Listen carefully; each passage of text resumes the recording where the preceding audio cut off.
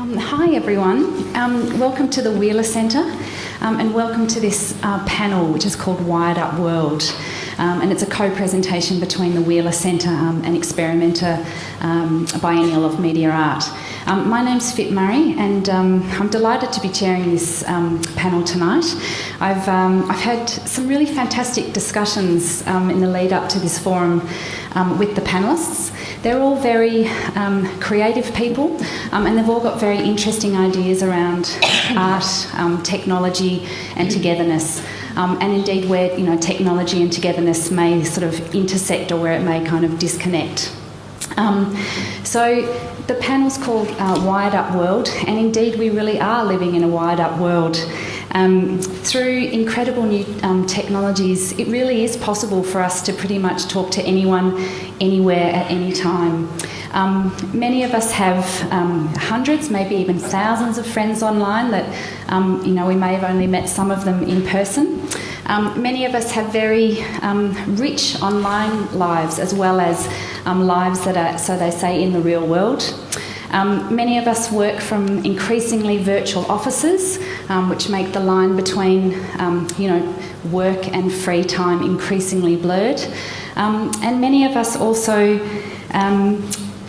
gather information about other people online or follow people on things like Twitter. So it's this interesting relationship to following strangers that perhaps we've never met. So what does this wired up world mean for us? What are the opportunities for creativity? And how does it affect notions of togetherness and intimacy? So there's some of the questions that we'll be looking at tonight. What I thought I'd do is just briefly introduce our panellists and then we'll go into a discussion. There's also going to be an opportunity for questions later on, so there'll be a series of roving mics. So gather up your questions and then at some point get ready to flag down someone with a microphone. So I guess starting from the end here, this is Charlie Sofo. So Charlie is a visual artist based in Melbourne, and he's recently had work in New 2012, which is ACCA's annual survey of new commissions. And he's just had work also at the Museum of Contemporary Art in Sydney in the show Volume 1, which is a survey show of some of their permanent collections. So his work often meditates upon notions of technology and togetherness. So he's a visual artist, but he also tends to work in live art and in sort of participatory art. And he's also, as I've discovered in the last few weeks, got quite an amazing knowledge of the recent histories of the online world. Next to him is Abigail Moncrieff, and she's had a very extensive experience in the visual arts, including working for the Museum of Contemporary Art in Sydney and the Biennale of Sydney. She's currently the curator at Experimenta, and I'm sure many of you know that Experimenta's Biennial of Media Art is currently on, so there's a fantastic exhibition at the at RMIT Gallery, which is the sort of keynote presentation. So I encourage you to go and have a look at that, and it has this amazing work from Australian and international artists all around the festival theme Speak to Me. And finally, next to me is Max Barry, who is a writer. He's written a series of books, including this one right here, Machine Man, which I encourage you to read if you have not already. It's a wonderfully funny satire about, a very intimate relationship between a man and bits of machine. So it's about a man who, over time, slowly starts to replace, or quickly starts to replace his biological body with parts of machines. And it was also written in a very interesting way as a web serial as well. And I understand that Max has also created an online game too, so that might come into the conversation. So that's a brief introduction to to our panellists. And I thought maybe to start, given that there is this is part of Experimenta's Biennial of Media Art, I thought perhaps we could hear from Abby first. Obviously, you've been thinking a lot about ideas of sort of ultimate interconnectivity, and the theme of the festival this year is Speak to Me. So I understand you've been thinking about these themes a lot. Yes, we have, actually. It's an underestimation. It's been about 2 years of research thinking about really, but the exhibition is sort of an invitation to think about what it means at this time to be together, sort of thinking about the hyper-drive, hyper-connected world that we live in today and the way that technology informs and shapes our lives in an everyday way. It seemed a timely kind of topic to understand what it meant at this time to take apart these ideas of how we connect with technology and look at our relationships and see where we are now. The exhibition features the work of Charlie Sofo, which I don't think has come up yet, and within the platform of this of our exhibition, but also I think in terms of this dialogue this evening, I think one of the questions for me is really what do we seek from this connectedness and what does it really offer us today? Can you talk a little bit about why it's called Speak to Me? Well, Speak to Me, obviously, it's an invitation, which I wanted it to be an invitation and a dialogue for the audience to engage with the exhibition as a sort of a fluid and dynamic kind of place to work within. I think language and communication, obviously language is a place where communication often begins and is a through line within the exhibition. So the title of the exhibition is really an articulation of that. Mm-hmm. A lot of the works also deal with language through their sort of materiality or use of language, or also ideas around language. Charlie's work, I think, is more of a non-verbal language, but is also an invitation to enter into a relationship with a work. So it's an openness and an extended sort of dialogue, an invitation for multiplicities. Mm. And Charlie, you have work in the exhibition, but we had interesting conversations the other day just about this idea of technology and togetherness. And do you think technology has changed our notions of how we are together, or our notions of intimacy? Yeah, of course. I think to what extent that is kind of a difficult thing to chart, but definitely worth charting. Has technology changed how we relate to each other? Well, yeah. I'm not entirely sure. I mean, in terms of social technologies, like our social media, I suppose, definitely things have shifted. And I hear that, dating websites are, a big part of how people, get together on a more sort of like romantic scale. But it also happens informally, I guess, through more kind of general networks. Mm-hmm. I'm just not entirely sure whether the intimacy or what's sort of emerging from these kinds of interactions is something that the internet is sort of, I guess, fostering, or whether it's sort of compensating for something that may not necessarily, or may have been lost at some point. I'm not entirely sure. I'm not a media theorist. So, but yeah, I definitely don't have a wholesale sort of belief that it engenders intimacy, like straight out. And it is good to remember that if you are on a computer, you are in front of a computer. You're not in front of a person. You are dealing with something. The world is coming to you. You're downloading information, and if it can aid in meeting people in whatever way, then that's a potentially good thing. We might come back and talk about your bed project in a minute, but Max, I know you're a big advocate for technology. Tell us why. Oh, why? It's so obvious. Technology is wonderful. I should admit up front that I am the kid who got a Commodore 64 when he was 8 years old. That's a computer, and fell in love with it. It's what a Commodore 64, right? It's like a built-in keyboard thing. Came out in about 1983. And you would plug it into your television and turn it on, and this blue screen would come up. Say it had 64K of RAM, of which 38K was available, and then it would say ready, and there would be a blinking cursor there, and that was it. It didn't do anything. You had to actually program it to do something.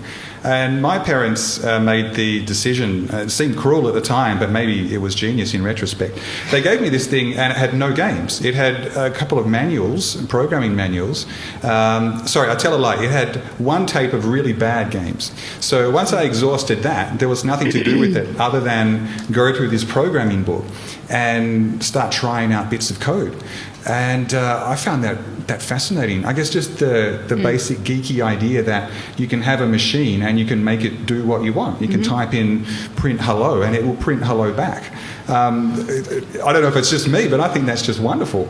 And I fell in love with it as a kid, and fortunately the world sort of evolved in a way that made my interest in computing become a very widespread thing. It certainly didn't seem like it was going to be that way, because I remember when I was in high school, which was the late 80s, and there was a computer class you could do, which all the cool kids didn't take, and just a few nerdy kids who clearly had no future would do the computing class. And here we are in 2012, and everyone's got a computer. It's actually, I was thinking this would be a good thing to check out. I remember it wasn't that long ago when mobile phones started spreading, and a few people would have mobile phones, but the rest of us thought those people were wankers, walking around, talking on their phones, What's up with those guys? And now almost everyone has. And so I was wondering if I could get a show of hands. First of all, if you've got a mobile phone, put your hand up. So it's almost everyone. I won't ask people to identify themselves if they don't, because that could be embarrassing. Okay, what about an email account these days? So it's almost everyone. Okay, what about a Facebook account? It's almost everyone still. And what about a Twitter account? So we're about maybe 50-60% with Twitter. So it's just amazing how these technologies, some of which are really new, are just sort of rolling through. And they start with the geeks. They start with the people like me. It's revenge of the nerds, isn't it? It absolutely is. It is, yeah. Although I kind of think that the real geeky people still have an advantage over the regular users. I mean, we can talk about this more in a little bit.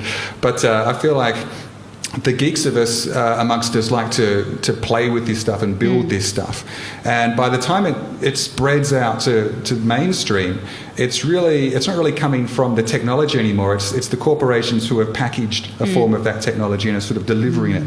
So by the time it gets to Facebook and Twitter, someone like me can still enjoy it, but we feel a little bit like it's not the real it's not the real beauty of the original technology. It's just a corporatized form of it. We did talk about that sometimes there are these amazing new technologies, and it's an incredibly dynamic environment. It's changing so quickly. I mean, I think Facebook was 2004, 2005 or something like that. So really these changes are happening so quickly, and some of us I can remember a pre-internet time, but now there's so many people that are sort of digital like natives. They're growing up through technology. What happens with this? We talked about the corporates actually taking advantage of these sort of new communications technologies, that maybe there's a sort of sweet period for a while where people are really using them in a very kind of innovative or perhaps even activist way, but then perhaps sometimes big organisations twig to this and start sort of co-opting the language of kind of intimacy, and then sort of selling it back to us a little bit. So I don't know, should we be a little bit sceptical of these technologies too? I mean, yes, definitely. I mean, I think that the point that I think a lot of social media, thinking in particular about Facebook at the moment, sort of adopting sort of language of intimacy and connection. I think there's or is this an Apple, Google, the FaceTime? Facebook, I think, launched a new program today that's a subsidiary of the regular Facebook for couples. So it's an adjunct of there. So you can not only chart your life and history through Facebook, but you can also chart your relationship and document that. And I think that there is definitely a corporate co-opting there. Quite rightly, although the time on social media is free, it's also we're also being sold ads, and I think it's quite obvious now that our data is a commercial product at this stage, but I also think that we're being sold quite short, like the story of a couple through Facebook. I mean, I just think that it's a very cynical move, and I don't think it really offers the people that participate in it terribly much. I'm not really sure what that might do except collect images. There is a real history to where we are today, where it all came from. I mean, going back to the idea of the geeks and the suits, some of the suits are sort of packaging it up today. There's a movement called the open source software movement, which a lot of people don't know about, but very, very basically is the idea that someone programs something, they create a piece of code, and they release it into the open, and anyone can use that code, and they can extend it, modify it, make it better. The only rule is that they then have to release their improved version as well. And this sounds very hippie-ish and idealistic, but it's actually produced some immensely popular and powerful software systems, including the Linux operating system and the software that runs more than half, I think, of the world's websites today, Apache. And this is sort of how a lot of the technologies began, through the idea of sharing and just working on the technologies almost for the technology's sake, certainly not for profit. And it was... The idea was always that you would be open and you would share, and when you would build something, it would be to help other people. And what happens today is you have, of course, companies wanting to close that down a bit and build their own systems that lock you in. So there's this is sort of underneath all of what we see today with Google and Microsoft and Apple. Google is pretty committed to openness. I would say of all the major software companies, Google's probably the one that's still most wedded to the open source ideals. Apple was sort of in the middle and is becoming more and more closed, and Microsoft used to be very closed but is edging towards becoming more open. So it's just fascinating how a lot of these technologies were all about sharing, but companies can't really make profits out of building something and giving it away. They want to have you come to Facebook, use Facebook email, put all your data in, and you're never going to be able to get it out again. And give you, and then sell you as a product, basically sell your data.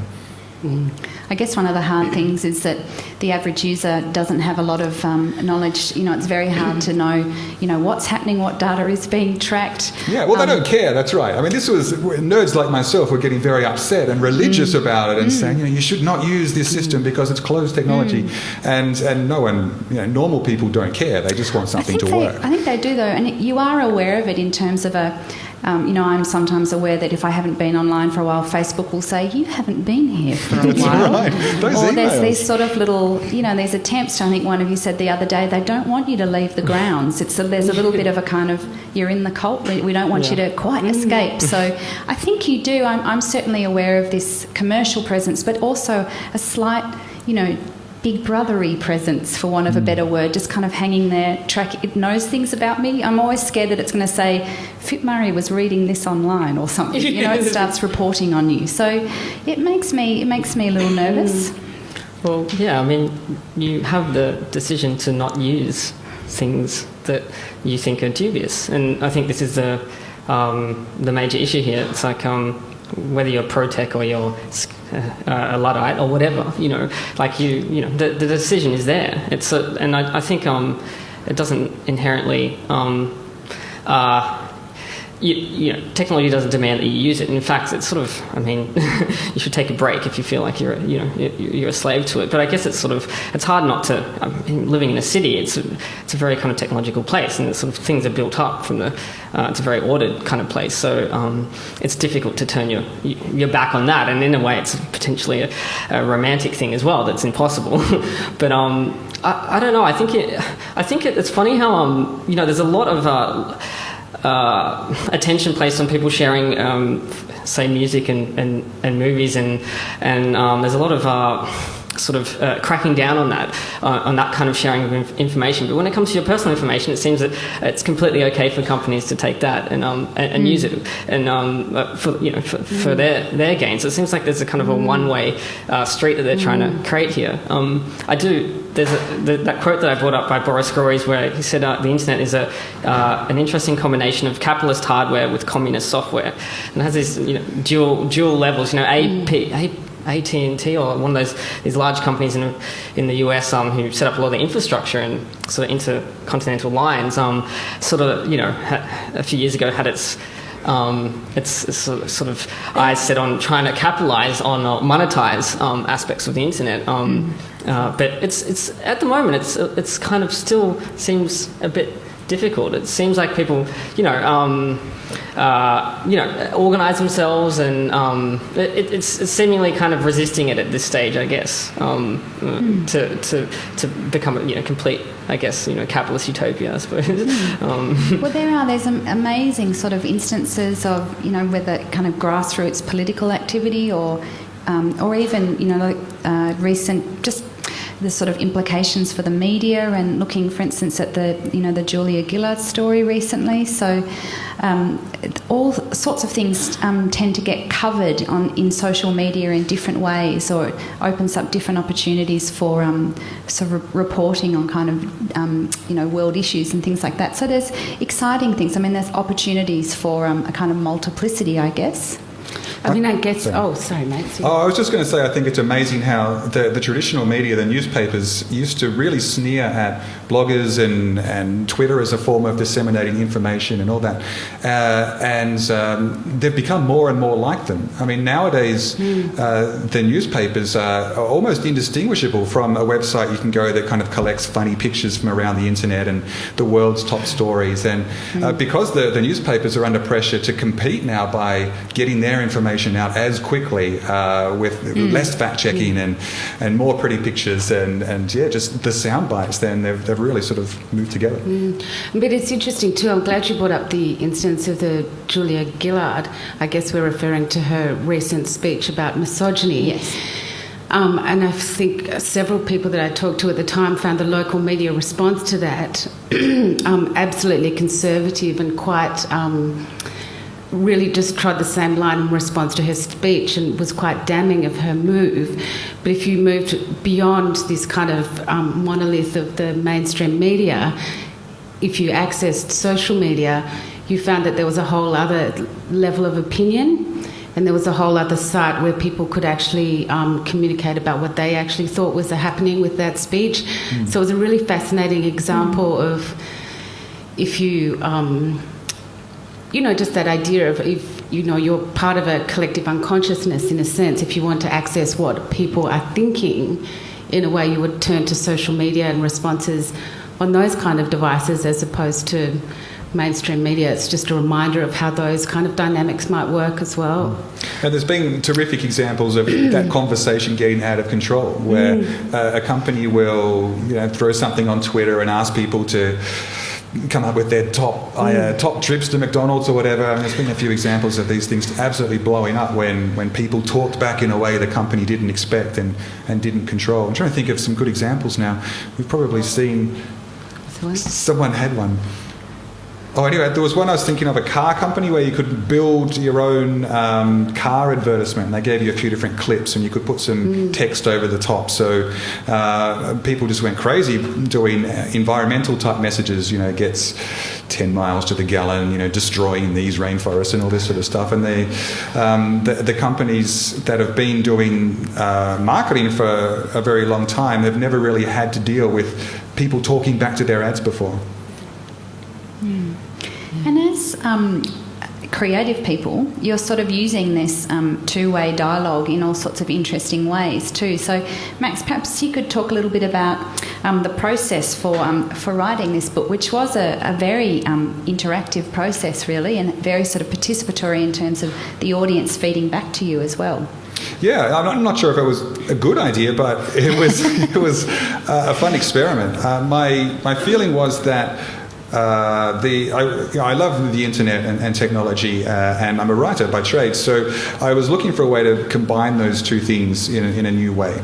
And my issue with reading books online or getting parts of a novel or a novel sent to you online is that I don't think that when you sit down to use a computer, you're really in the right frame of mind to enjoy a novel. I feel like a novel, you need to sit there with the book and focus on it for a good amount of time. Whereas when you sit down with a device that can access the internet, maybe it's just me, but I can't go more than about 30 seconds without feeling like I should check my email or see if there's a new funny video of a dog that can balance on its back legs.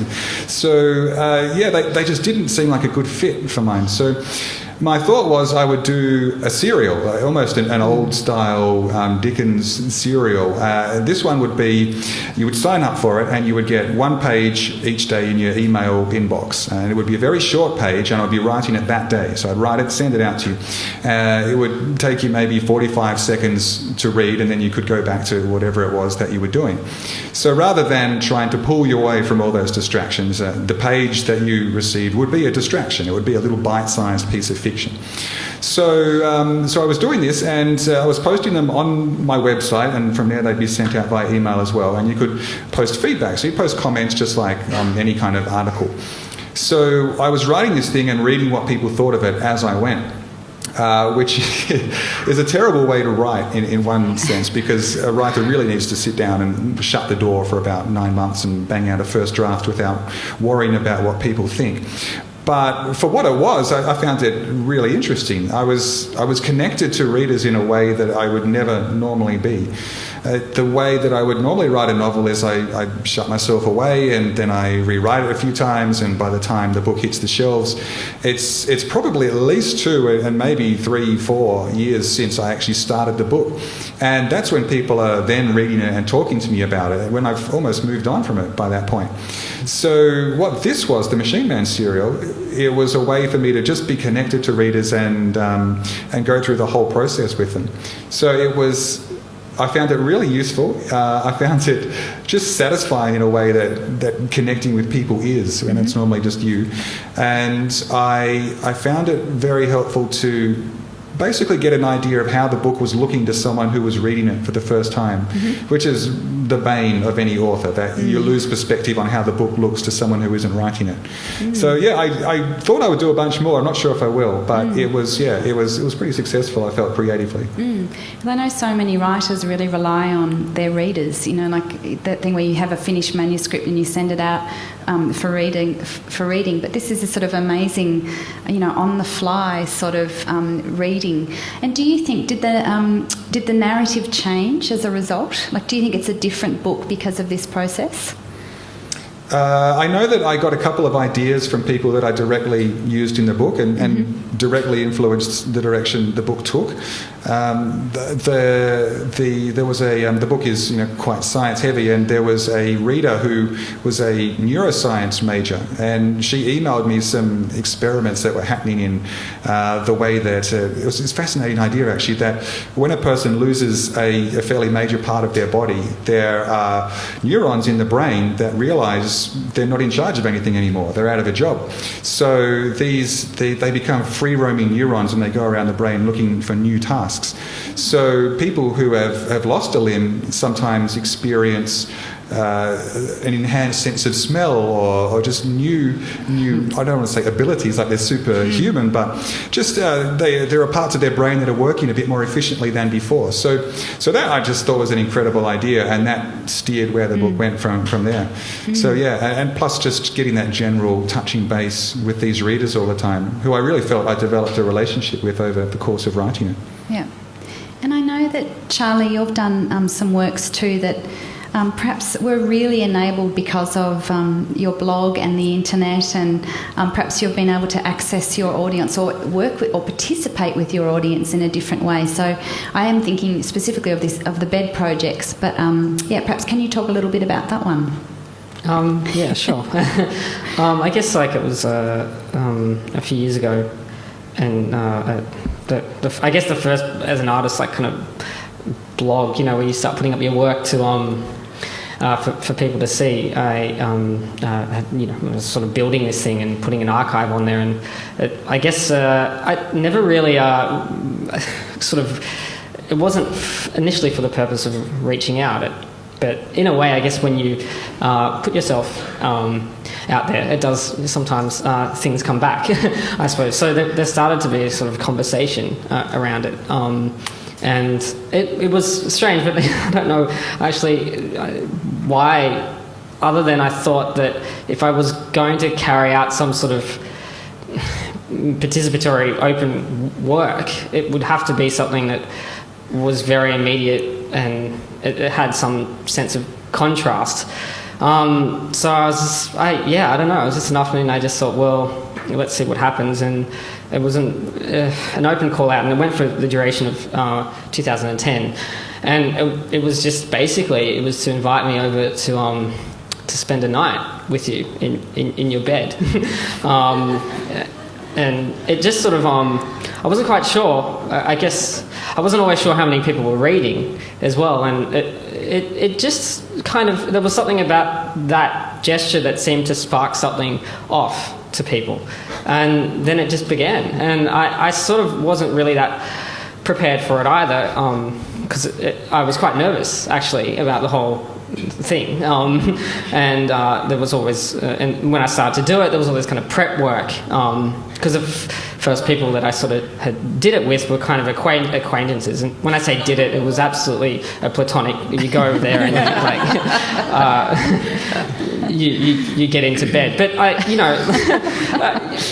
thought that I couldn't just turn up and go to bed with these people. So it formed into a kind of an all round evening, like it was dinner and then bed, and then breakfast in the morning, and then I'd go. But it was good. It was also all in all, I kept a diary. The first couple of times I did it, I realised it wasn't really about. It seemed unnatural to want to take photographs or anything like that, and people also started to tell me about other artists who had performed some similar actions or performances, and so I thought I couldn't really add to that. So I did keep a diary of it, and at various artist talks I did read out sections of it where names, I didn't have anyone's name in it because I just thought the experiences were enough. But I make sculpture and kind of carrying out this kind of activity in a way became a sort of a work that was kind of, it was something that was shared verbally. I'd go around to people's houses for dinner, and people were very interested in it. And I thought that was good. It was a sort of an immaterial kind of work. But I did, every time I walked out of the, in the morning when I left after sort of, an evening, I realised that something kind of valuable, immaterially, had sort of happened, or even to kind of prove it, I think, to myself, maybe. So, Charlie, you stopped doing that where you go around and sleep in people's beds because too many other artists were doing it already. No, I stopped because... There's the whole genre there I didn't even know about. No, that's not true. I just... I stopped because I didn't want to get good at it. I didn't. It wasn't going to be a shtick that I was. I didn't want that associated. And there were magazines. I got some interviews. I just realised it needed to be something that was exchanged sort of verbally amongst people. And once it reached its point, once I became comfortable with it, it wasn't valuable anymore. Yeah. Right. I mean, it's interesting. We talked a lot the other day about. One thing that social media does is create an opportunity to provide communities and sort of areas of discourse or places where people come together to discuss things. But what I really love about your practice is you use social media or blogging or the internet in some way to initiate these contacts.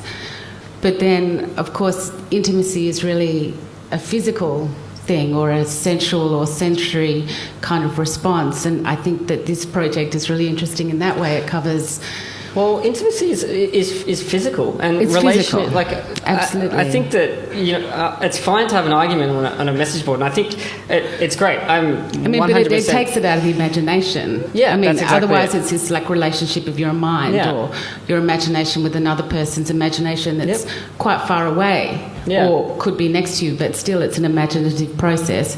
So to take that leap into the physical, I think is really quite sort of fascinating, potentially scary. Was some of that a little bit nerve-wracking? Because it's open to conflict as much as it is to anything else. So, I mean, in the whole field of relational art, it's absolutely prone to failure and, embarrassment, trauma, everything. There is no guarantee that this what you will receive through, any of these meetings will be, or what you will create will be something that's beneficial or positive. It needs to be tested in the real world. And that's where I'm coming at it, I guess, in thinking about the internet, thinking about technology, is that, it has its own reality, but how that plays out, people talk about the sort of the uprisings in Egypt and all these sorts of things, and they point to technology, but it's really the people who used it and the will to use it as well, which is the important thing. That technology doesn't mean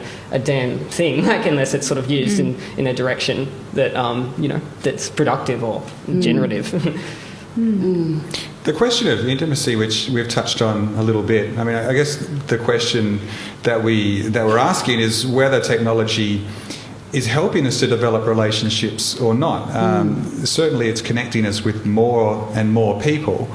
And sometimes it's allowing children to Skype with their grandparents, for example, and when they're separated by countries and normally wouldn't have that contact. And other times, maybe you are emailing or texting instead of having a proper conversation with someone. I don't know. The Skype situation, I don't see what's wrong with longing. I don't see what sort of, like the gaps between conversations is almost as important as the moments when you are conversing.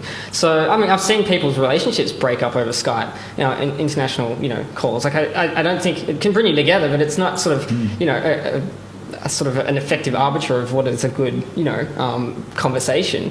So I don't know. Like we've got to think about conversation in terms of its presence and absence, and relation, and being alone and being together. If you're together with people all day via a computer, I don't know if that's such a beneficial thing, because you're still alone. Well, I would dispute that you're really alone, because I spend a lot of time in front of a computer, and when I actually have to leave the house and go physically associate with other human beings, it's often jarring for me. I've lost social. I can tell that when I meet someone and I have to use my mouth to communicate with them, it's a bit jarring for me for a while. I have to get back into that mindset. But I have so many relationships now with people that I've only met over the internet, or that I first met over the internet and mainly discuss with them. And I guess there's certainly a lot of those relationships, like the Twitter followers, it's very superficial. You're really just exchanging a few messages now and again. But there's one guy I met through an online writing workshop, and I probably met him 17 years ago. He's 20-something years older than me. And if I'd met him in real life, I don't know if we ever would have developed a proper relationship, because even when I see him now, he lives in Boston, so we don't actually see each other very often, but we spent so many hours writing emails to each other, and it felt like we were just discussing ideas. We were just two people who could talk to each other through the written word in a way that discuss things we normally wouldn't. We would be separated by demographics and geography. And there's a long history, I guess, of people falling in love over writing letters to each other that would take 6 weeks or more to find each other. And I am interested in this idea that intimacy is real if it's in person, but that it's somehow not as important or not as significant if it's via a device. Because one of the things I love about my iPhone is that I can I get little messages from my family, my boyfriend, or I can see posts of people. So I actually have this feeling that the people that are significant to me are actually around me more. So it's this funny thing that maybe because I'm an introvert too and don't prefer, I quite like this way of like reading about people or finding about people online, and for me that's quite an intimate experience, I would say. So I wonder, what do you think of this?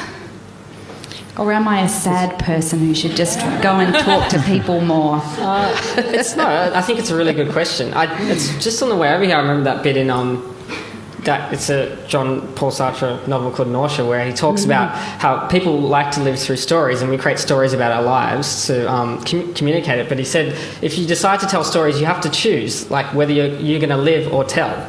And then he talks about the discrepancy between representation and life, where there is a sort of discrepancy between poetry and love or whatever, intimacy. So I think it's an expression of that, but there is a gap, and I suppose we could talk about that forever. I mean, I think it is the most fascinating question, and I feel the same way. Like, I use social media, or I'm constantly have my iPhone, and if it's not charged, I'm quite stressed about that. And part of that is just being able to communicate quite broadly with people who are anywhere else in the world, and I do appreciate that. So that's connectedness. How does that translate then into intimacy is sort of the question of the hour. And what is kind of this sort of poetic or verbal and written, exchanges without real intimacy? It's like isn't that the thing that comes first? Remains in fantasy, or that you head towards, or is that? Sometimes I'm quite happy just speaking in emoticon poems. Emoticon haiku. Emoticon haiku, yep. Yeah. Yeah, look, I feel obviously you can't really replace that intimacy you get by being physically in the same space as another person. But, and this is going to sound incredibly unromantic, I feel like we can fix that. I feel like we can eventually get to because basically we're biological machines, right? We're made up of synapses and meat and various parts, and this is how we experience the world. And I don't know what kind of technology can really get in there to the core of the person, but I have a feeling that you could probably someday in the future find a way to interface more directly in a non-biological way. I think there's nothing. We have this kind of feeling like biological is organic and natural and lovely and us, and mechanical is not.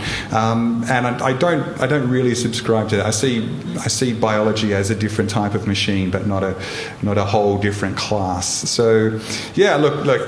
The reason that we respond very positively to someone's physical presence is the fact that we've evolved as these biological animals, and we have a lot of neurochemicals and hormones sloshing around that do that. So I just have the feeling that we could maybe strip all that away one day somehow. I hope that we don't. I should say that Max's book is really all about a man who really makes that decision himself to sort of, really replace himself through this more advanced technology in a way. It's almost like the body's become obsolete technology, and he decides to work with a new, improved version.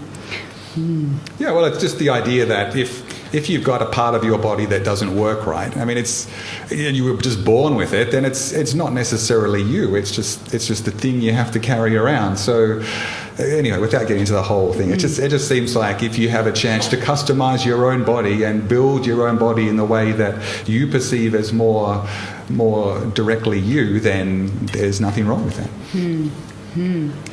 A brave new world. It might be a nice moment to open up to questions. We've got about 15 minutes or so, so I can see a hand. Oh, we've got one in the front here. Thank you. George Powell. I was here last night to hear Ramona, and what I'm experiencing sitting here is I see people thinking. Are they all riding on a bubble? And will the bubble burst whichever way? What concerns me about this advancement of knowledge is the neuroscience and Dawkins' comment that there is a searching gene.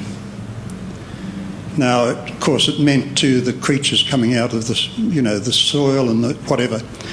But whenever there's a knot, whatever that is, mankind and creatures and grass, whatever, finds a new dimension. We've found that dimension in the technology. The work done with kids and robotics, they started to teach them until the instructor found this didn't work. So he left all the little bits on the table and said, go to it, kids, make a motor car that works. Without any instruction, their intuition worked and they put cars together. So where are we now with regards to connections, challenges, concepts and change? Are we inside the bubble or are we out of it? Or are you making life such a situation that we'll never know where we are? That was a very thoughtful question. Look, I'm not even sure I'm qualified to answer that, but I'll take a wild swing in the general direction of it. The world today is so dependent on technology. It's not even a question anymore. I remember when we first started going to libraries and you would scan books instead of stamping on the back or writing on a card that you were borrowing the book, and the computer system didn't work one day. It seems like madness. Why were we adopting this technology and it broke down and nothing worked anymore? What were we going to do when the day came and the technology wasn't there? Now it's basically unthinkable what the world would be like today if all the technology stopped working. We have microprocessors in everything. You wouldn't be able to drive a car or do anything. Every corporation is dependent on technology. So, I mean, personally, as a tech guy myself, I think this is just a continuation of the evolution of mankind that's been going on since we started using sticks as levers. And there's nothing wrong with this, and this is a thing that will elevate us as a species to greater knowledge and maybe do scary things to our own bodies. But I basically see it as a good thing, and if it's a bubble, then I have faith in the bubble continuing to expand. There we go. You look like you're I'm not quite sure.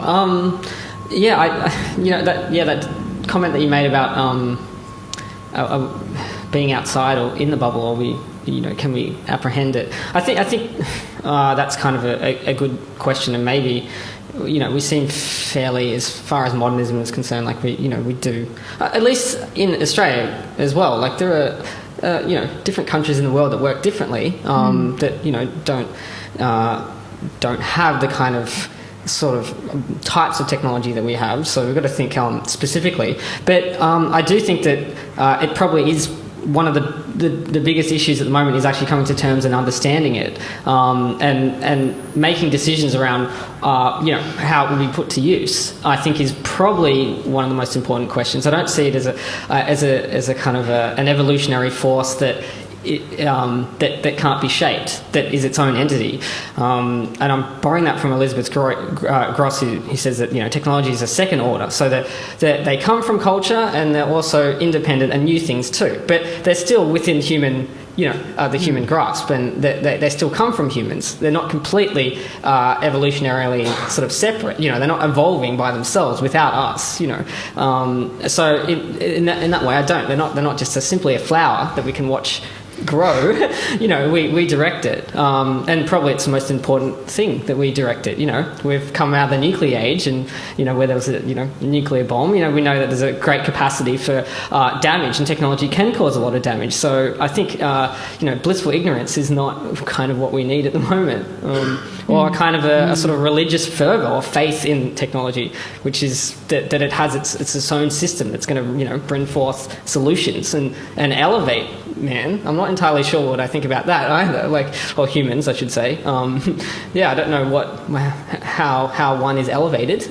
I mean, we're all here on the same plane at the moment. I don't think I've got too much. Your listening to you just made me think of the Y2K bug. Do you remember that? I remember on the eve of 1999 there was this idea that the whole world might stop. I remember people stockpiling water and money and all that sort of stuff. It was a kind of an amazing moment. Can I just say that was a real thing? All right? It gets called a hoax now. It was a real believed thing it. I that got water. written about in an exaggerated manner. Oh. No, I remember I was living in London and I remember thinking, I might never see my family again. That could really be. So I actually had a little paranoia because it's technology is all pervasive, and if there really was a glitch, it could be this, things could be a problem. Anyway, I can see there's another question just up there. There's actually a little bit of crossover between the previous questions, so I've amended mine ever so slightly. I just wonder, blogs, email, social media, etc., they're not actually that new anymore. And I do say that from a position of privilege of someone who's been involved with technology for a long time and takes everything very quickly. But if and when do you feel that the fact that an artist has used social media to get subjects or a writer has used social media to get topics will stop being such a novelty and we'll stop talking about it so much, and it will just be part of the woodwork, like switching on a light switch or using a toaster, and it'll just be normal?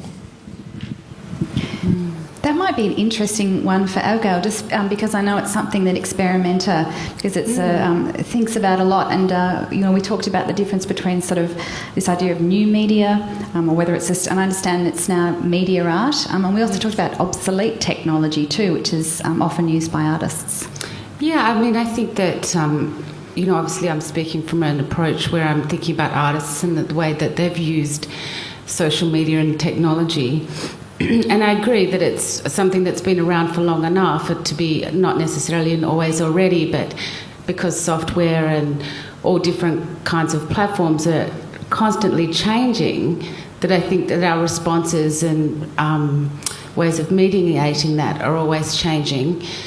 But one thing that I did find in doing a lot of research for upcoming this show, a lot of artists were moving really away from, it's almost like the second phase of technology in their relationship to art making.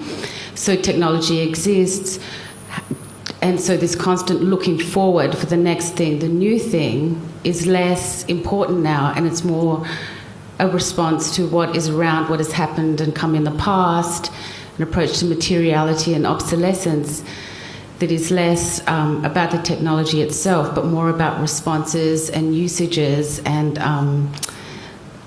sort of artistic reasons. So in that context, I think that that's really where we're already kind of coming to in an artistic practice. It seems to me that when a new technology comes along, social media, then you get a lot of people playing around with it. And I found it incredibly frustrating when Twitter came along. And so then someone was getting a lot of newspaper articles about, because they put their novel on Twitter. It was called the first Twitter novel. And all they'd done was take their novel and run a script to chop it up into 140 character bits and throw it through the system. Each tweet would stop in mid-sentence, you'd have to read the next one. It made no sense whatsoever, but it was a Twitter novel, so people thought that Twitter was new and exciting, and so it was written about. And yeah, I think that's the kind of just ridiculous wankery that happens around a new technology, when people are focusing on the technology rather than what the technology does. The interesting thing is what the technology lets you do, not just that it's there.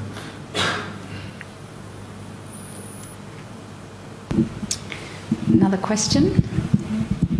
Thank you. I'm interested in the panel's perspective on digital undertaking. A couple of years ago, Hungry Beast said in Melbourne, I think there are two, at that time, digital undertakers. So when the person is not there, their role is to take down the photographs and so. So as you were saying about connectedness and intimacy, how your online people find out that you're not there anymore or show that their grief, I'd just be interested to hear what you think. Yeah, that's a good question. I think that does relate to Facebook quite a bit, because that website is sort of based around profile of having yourself, representing yourself.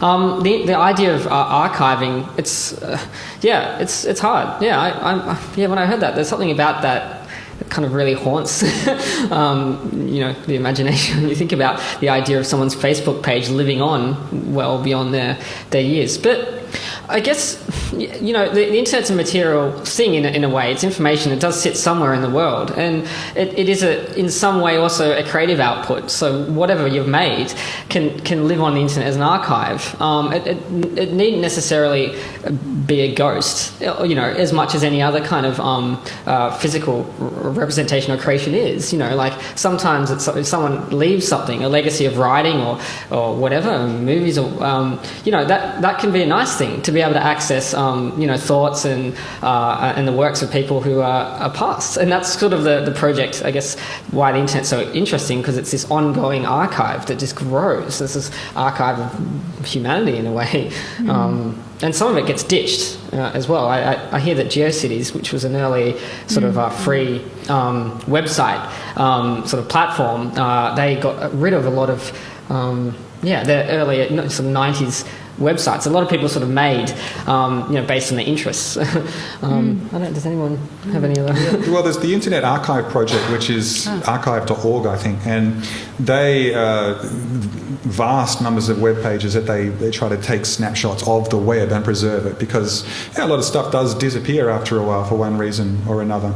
To the original question about what happens when someone dies, I think a lot of organisations now have a policy for that. They're used to it. They've had it come up before, so they have a policy of, if you make a request, and I'm not sure what the policy is, but you can deal with it. I know even on my little online game, we've had players die, and then we have to decide what to do with their accounts, and so you form a policy of, all right, you take it down if the person can prove it, and move on.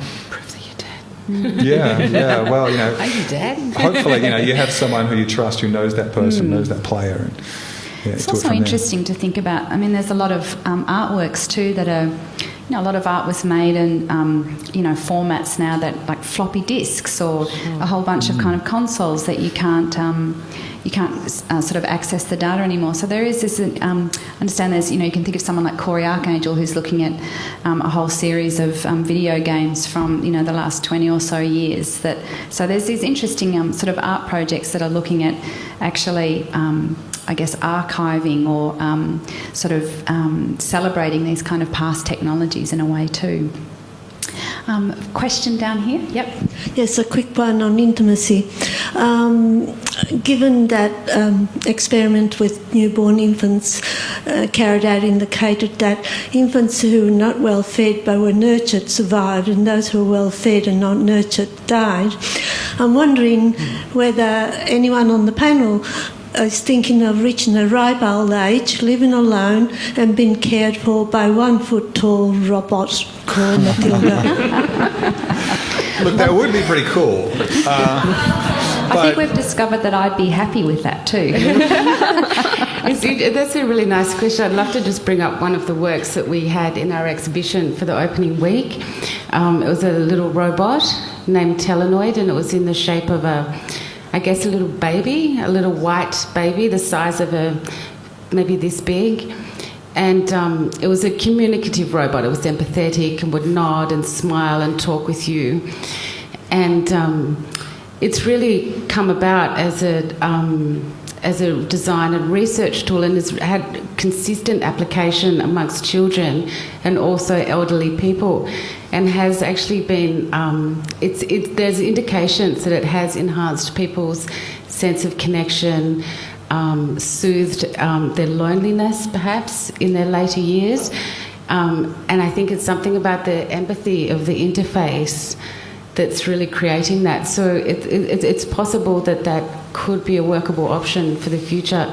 I mean, I see gaps potentially, but this does exist and it has worked in some way. So that's one thing to think about there. What about companion animals?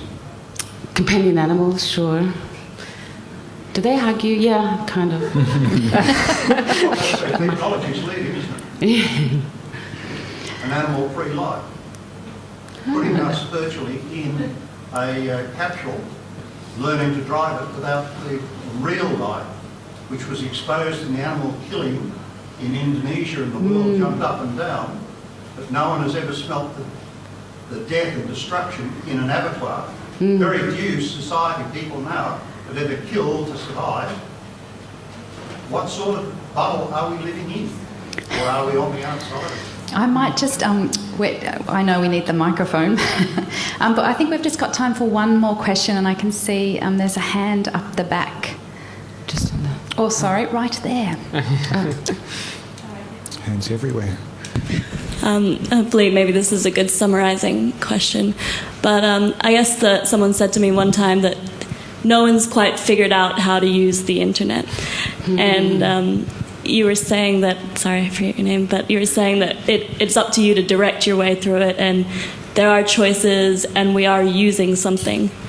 And as people who are using it for your own reasons, if you could all summarise maybe in... There's all these buzzwords like communication, innovation, all this kind of stuff, but if you could summarise briefly why you choose personally to use the internet.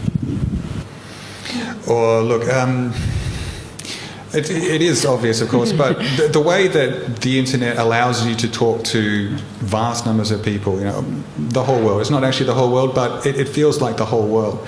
And I spent my high school years in a country town in Victoria, and you know, I had a few friends, but if you're a kid growing up in that environment and you're a bit different and you don't really have much in common with the 1,100 people who live in your town, then that's terribly isolating, and you really have to change to find any connection with people. Whereas the internet today allows you to find people who you can connect with and you can share interests with and talk. So I think it's wonderful like that. I mean, very basically, all the internet does is let you talk to people.